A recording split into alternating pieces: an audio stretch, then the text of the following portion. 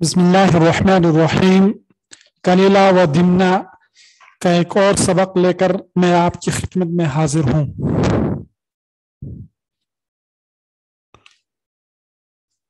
आज हमारा सबक यहाँ से है।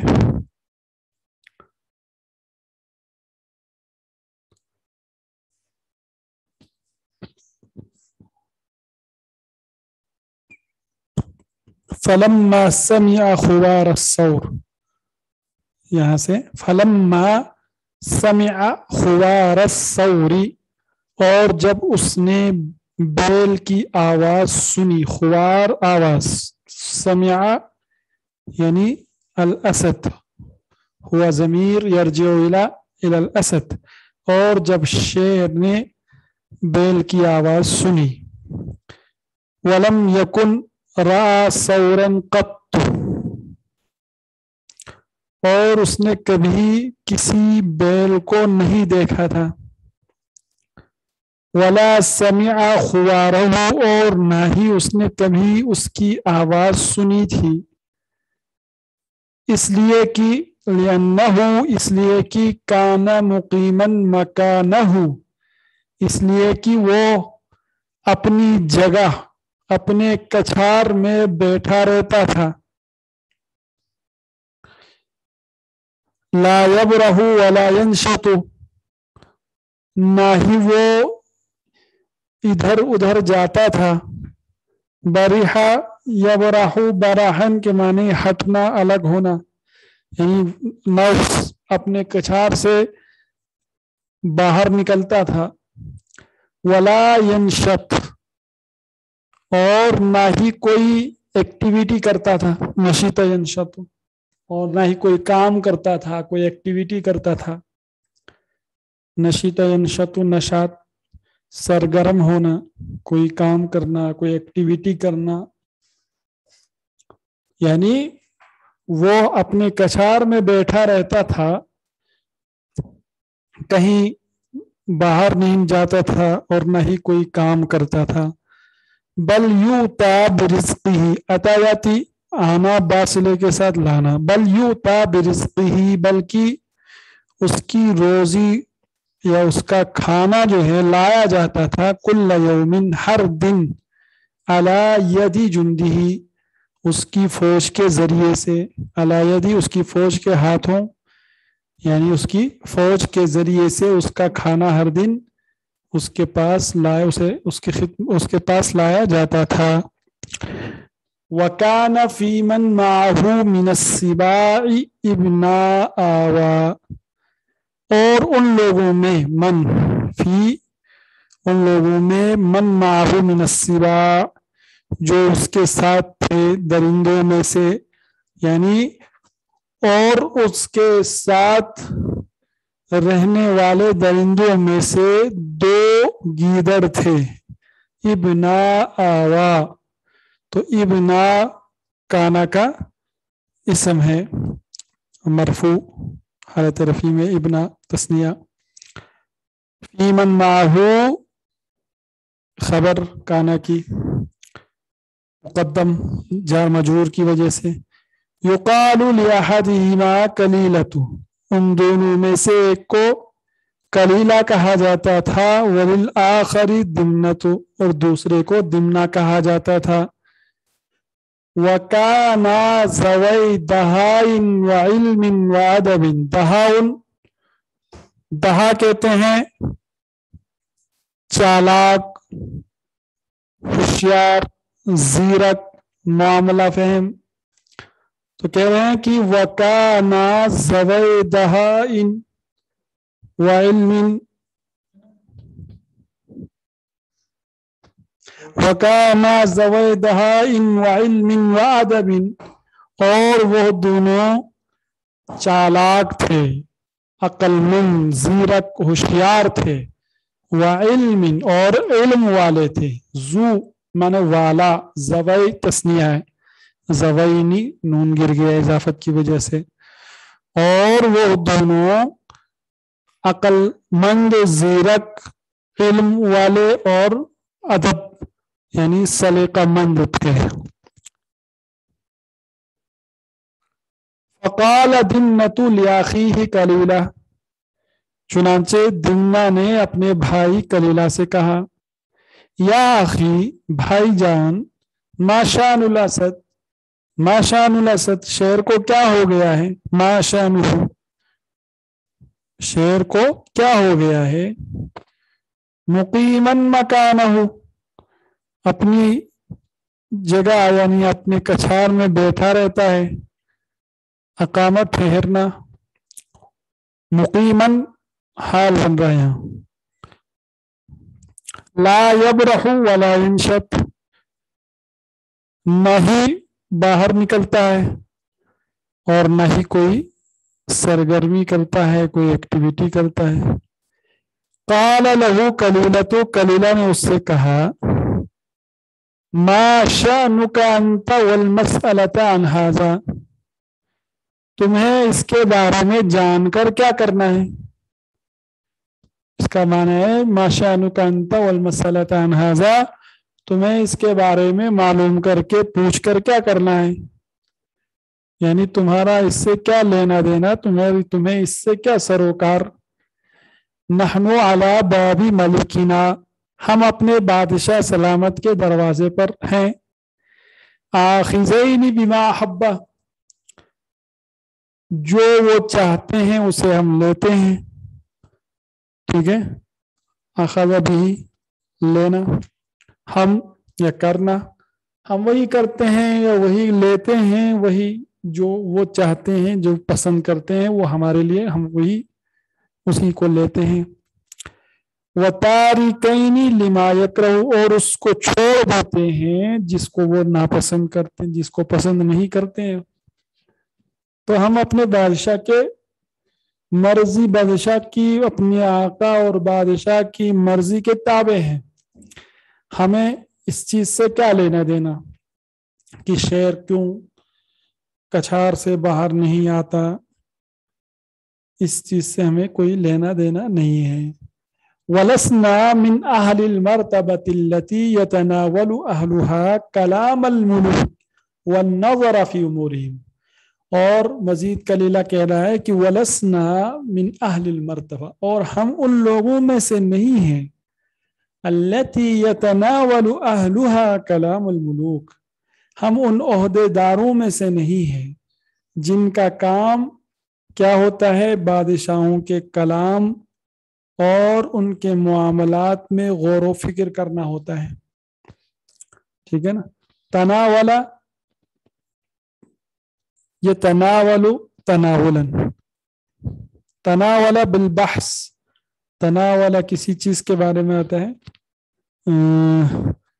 تناول الموضوع هذه القضیہ، کسی مسئلے پر ڈسکس کرنا، تبصرہ کرنا، اس پر انالیسس کرنا، اس کے لیے تناولہ کا لفظ لاتے ہیں۔ تو کہہ رہے ہیں کہ وَلَسْنَا مِنْ أَهْلِ الْمَرْتَبَةِ، ہم ان مرتبہ یعنی عہدے داروں میں سے نہیں ہیں، ہم نہ کوئی وزیر ہیں اور نہ ہم کوئی تجزیہ نگار ہیں جن کا کام بادشاہوں کے کلام، بادشاہوں کی گفتگو اور ان کے معاملات میں غور و فکر کرنا ہوتا ہے۔ فَأَمْسِكْ عَنْ هَذَا، لہذا تم اس چیز سے دور رہو، اس سے باز رہو، اس معاملے سے، اس مسئلے سے دور رہو۔ امسکان منی ہٹنا اور رکنا، باز رہنا۔ وَعْلَمْ، اور جان لو، أَنَّهُ مَنْ تَكَلَّفَ مِنَ الْقَوْلِ وَالْفِعْلِ مَا لَيْسَ مِنْ شَأْنِهِ أَصَابَهُ مَا أَصَابَ الْقِرْدَ مِنَ النَّجَّارِ، کہہ رہے ہیں اور جان لو کہ وہ شخص جو کوئی ایسی بات یا ایسا کام کرتا ہے، تکلفہ منی زبردستی کرتا ہے، ٹھیک ہے، مشقت اٹھا کر کرتا ہے۔ تکلف اصل میں کہتے ہیں کسی چیز کو کرنے میں مشقت اٹھانا، اسی لیے جو دعوت ہوتی ہے، اگر کسی دعوت میں کچھ کھانا زیادہ ہو، اہتمام زیادہ ہو، اسے کہتے ہیں پرتکلف دعوت، یعنی ایسی دعوت جس کو تیار کرنے میں مشقت اور زحمت اٹھائی گئی۔ اسی لیے کہتے ہیں کوئی کسی کے گھر جاتا ہے تو تکلف مت کیجیے، بغیر تکلف کے کھائیے، یعنی کھانے میں خواہ اپنے آپ کو مشقت میں مت ڈالیے، یعنی بلا تکلف، بغیر اپنے آپ پر کوئی بوجھ ڈالے ہوئے کھائیے، فرینک ہو کر، کھلے اس کے ساتھ، من کے ساتھ۔ تو من تکلف من القول والفعل ما لیس من شانہ، جو اس کا کام نہیں ہے۔ ظاہر سی بات ہے، ایک کارپینٹر ہے، ایک شخص دوسرا کارپینٹر نہیں ہے، تو جو کارپینٹر نہیں ہے اگر وہ بڑھئی کا کارپینٹر کا کام کرے گا تو اس میں تو اس کو مشقت کرنی پڑے گی نا۔ تو کہہ رہا ہوں کہ جان لو وہ شخص جو زبردستی کوئی ایسا کام کرتا ہے جو جس کا وہ اہل نہیں ہے، اصابہ، تو اس کو بھی وہی مصیبت پہنچتی ہے، وہی تکلیف، ما اصاب القرد من النجار، جو تکلیف، جو درد اور جو تکلیف بندر کو بڑھئی سے، کارپینٹر سے پہنچی۔ اچھا، اب وہ واقعہ کیا ہے؟ بات یہاں کوٹیشن دیکھیے، بات کہی ہے کہ جو شخص زبردستی کوئی کسی ایسے کام میں ٹانگ اڑاتا ہے جس کا وہ اہل نہیں ہے، ٹھیک ہے نا، تو اس کو پھر کیا اس کا انجام ہوتا ہے، کیا حشر اس کا ہوتا ہے، وہ مثال سے، وہ واقعے کے ذریعے، ایک واقعے کے ذریعے سمجھائیں گے۔ کہہ رہے کہ قال دمنا وکیف کان ذالک، دمنا نے اس سے پوچھا کلیلہ سے، وکیف کان ذالک، اور وہ واقعہ کیا ہے، وہ واقعہ کیا ہے، یا وہ واقعہ کیسے پیش آیا تھا۔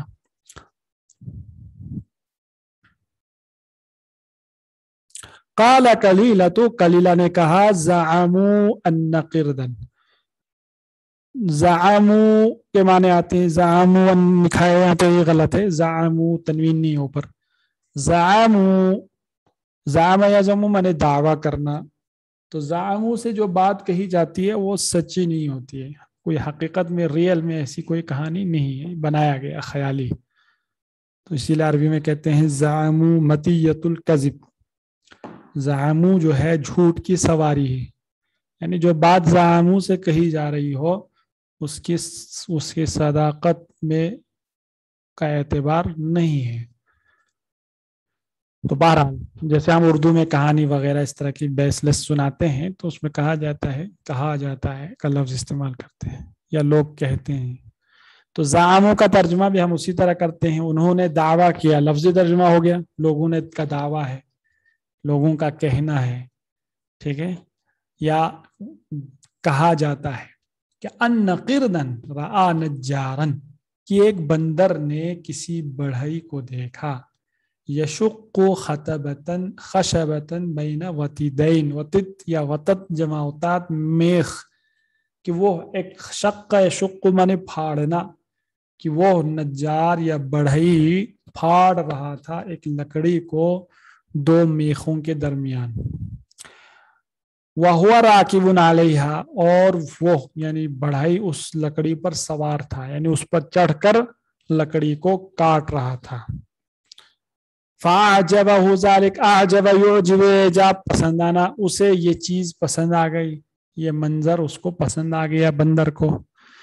ثُمَّ إِنَّ النَّجَّارَ ذَهَبَ لِبَعْضِ شَأْنِهِ، پھر وہ نجار اور بڑھئی چلا گیا اپنے کسی کام سے، لبعض شأنہ، کسی کام سے چلا گیا۔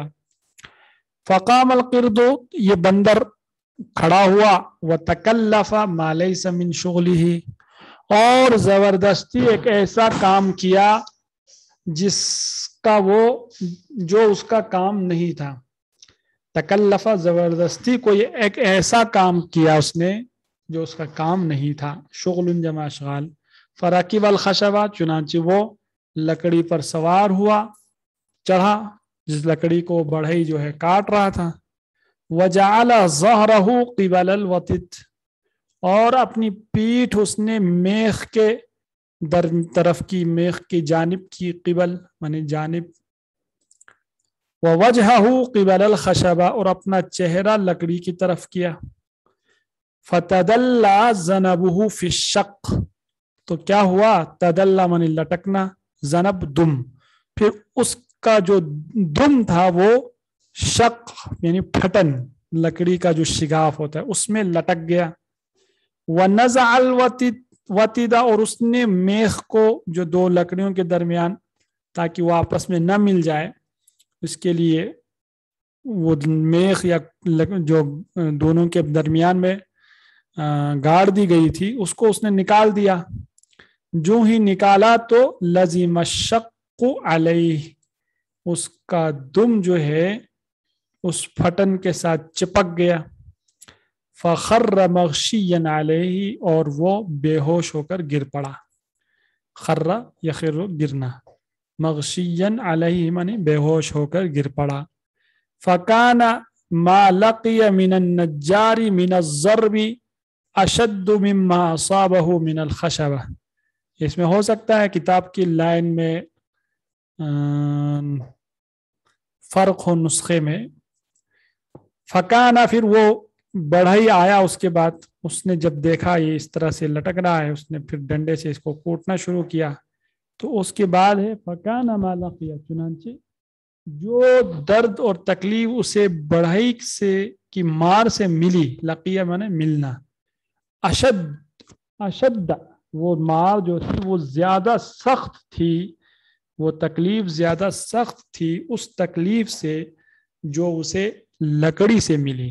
یعنی لکڑی کے اندر دم کے لٹکنے کی وجہ سے جو تکلیف اور درد ہوا اسے وہ کم تھا، بلکہ اس سے زیادہ درد اور تکلیف کس میں تھی؟ اس مار میں جو بڑھئی نے اس کے اوپر بجائی.